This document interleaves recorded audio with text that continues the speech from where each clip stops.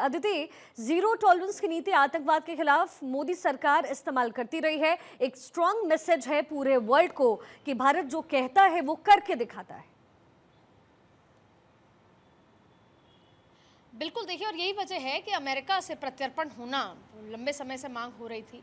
और ऐसा नहीं है कि पहले आतंकवादी को नहीं एक्स्ट्रेडिशन हुआ है, लेकिन अमेरिका से होना। दूसरी बड़ी बात है कि एक बार फिर ये एस्टैब्लिश करता है भारत की लीडरशिप को, ग्लोबल लीडरशिप को। दूसरी बड़ी बात है, एक बार फिर पुलवामा में जिस तरीके से घुस के मारने के लिए कहा, भारत पीस हार्मनी वाला देश है जब तक कि आप छेड़ेंगे नहीं। और 2008 में जो कुछ भी हुआ उसे भूला नहीं गया है। और आज आप देखिए, एक बार फिर वो नेशनलिज्म की, वो राष्ट्रवाद की जो भावना है वो 140 करोड़ लोगों में ओतप्रोत हुई है कि वो बख्शा नहीं जाएगा जिसने भारत को स्कार दिया है। तो उस लीडरशिप के लिए, उस कूटनीति के लिए तो सलाम है ही है।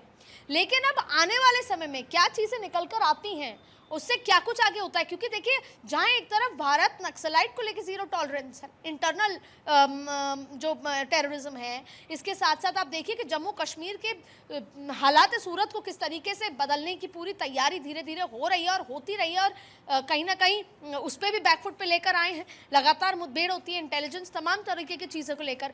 तो ये जो एक गतिविधि है जो अभी जब हो रही है और जो अब आगे जिस तरीके से रिमांड पर लिया जाएगा और चीज़ें निकल कर आएंगी, वो ना सिर्फ पाकिस्तान के लिए और पाकिस्तान को एक्सपोज करने के लिए बड़ा है, बल्कि दूसरे देशों को जो एक अलग अलग चेहरे के रूप में आतंकवाद, भारत को नीचा दिखाने की कोशिश करते हैं, भारत को कमजोर करने की कोशिश करते हैं, भारत की लीडरशिप को कमजोर करने की कोशिश करते हैं, उनको भी एक बड़ा मैसेज है। इसीलिए इंतजार है कि इतने शातिर व्यक्ति के साथ जब डील करेंगे अधिकारी एनआईए के, जब इंटेरोगेशन होगा, तो किस तरीके से वो बातें निकलवानी है, किस तरीके से वो चीजें एक्सपोज करनी है कि कौन कौन से स्लीपर सेल अभी भी आए, क्या प्लानिंग है जो अभी तक एग्जीक्यूट नहीं हुई, आने वाले समय में एग्जीक्यूट होगी। भले ही डिटेंशन में था राणा, लेकिन फिर भी राणा ने कल्टिवेट किए आईएसआई के लिए, तमाम पाकिस्तान के लिए भारत में एंटी जो स्लीपर सेल है।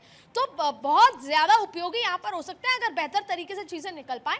लेकिन ये कि बड़ा मैसेज है। और अमेरिका जब 13 फरवरी को ये कह रहा है कि मुझे खुशी है कि ये सरकार इस तरह के विश्व के सबसे बुरे आदमी को, डेविल मैन को सौंप रहा है और अब वो न्याय का सामना करेगा, तो ये बात साफ मैसेज है कि अमेरिका जैसा पावरफुल देश भी टेररिज्म के मामले में किसी देश के साथ नहीं है। तो ये एक बहुत बड़ा मैसेज है। और ये जिस समय भारत अमेरिका पास आ रहे हैं, टैरिफ का जिक्र कर लें तो चाइना को 20% बढ़ा दिया है, तो ये एक अलग अलग तरीके से देशों को मैसेज है, कनाडा को मैसेज है।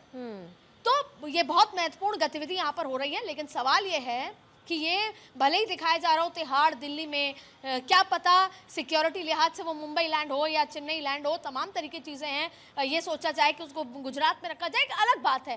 पर सिक्योरिटी के लिहाज से सरकार के ऊपर बड़ी जिम्मेदारी है कि वो सिक्योर करके रिमांड लिया जाए। क्योंकि भारत में एक और बात है, आप अगर जम्मू कश्मीर के ऑफ रिकॉर्ड कभी अधिकारियों से बात करेंगे जिनकी ड्यूटी वहाँ पर होती है, तो वो ये मानते हैं कि पी चिदम्बरम के ज़माने में इंटेरोगेशन होता था, जब कोई पकड़ा जाए तो उससे बातचीत होती थी। और होता क्या था, बातचीत के दौरान नेगोशिएशंस चालू हो जाते थे, कभी कोई प्लेन हाईजैक हो जाता था कभी। लेकिन अब अमित शाह के समय में तुरंत ये होता है कि पकड़ में आए और उसको उसी समय वो है डिलीट कर दिया जाए। लेकिन अब ऐसी स्थिति में तो आपको ये भी पता लगाना है कि 2008 में एक्चुअल में क्या क्या किस तरीके से सोचा गया, अभी उसके और क्या लोग हैं जो इन्वॉल्व हैं, अभी कहाँ कहाँ स्लीपर सेल हैं। तो बहुत महत्वपूर्ण है याद देखिए। और ये भारत का जो विदेश नीति के लिहाज से भी ये एक बड़ा मैसेज है। बहुत ही वैलिड पॉइंट आपने कहा अदिति कि पहले नेगोशिएशंस होते थे और अब सीधी जो है चुनौती दी जाती है और सीधे कार्रवाई की जाती है।